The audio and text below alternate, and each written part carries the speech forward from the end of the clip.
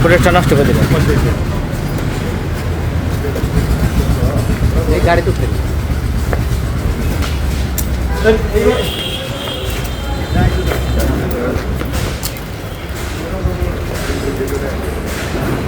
Elite force হিসাবে আত্মপ্রকাশের সূচনালগ্ন থেকেই বিভিন্ন ধরনের অপরাধ নির্মূলের লক্ষ্যে অত্যন্ত আন্তরিকতা ও নিষ্ঠার সাথে কাজ করে আসছে এবং দেশের আইনশৃঙ্খলা রক্ষা ও মাদক বিরোধী অভিযান পরিচালনা অগ্রণী ভূমিকা পালন করে যাচ্ছে। মাদকদ্রব্যের ভয়াল ছবল থেকে তরুণ সমাজকে রক্ষার লক্ষ্যে র্যাবের নিয়মিত অভিযানের অংশ হিসাবে গত 27 জুন 2026 তারিখ ফরিদপুর জেলার কোতোয়ালী থানাধীন রাজবাড়ী রাস্তার মোড় এলাকা থেকে বিপুল পরিমাণ মাদকসহ মাদক চক্রের একজন সক্রিয় সদস্য র্যাব 10 সিপিসি 3 কর্তৃক গ্রেফতার হয়েছে।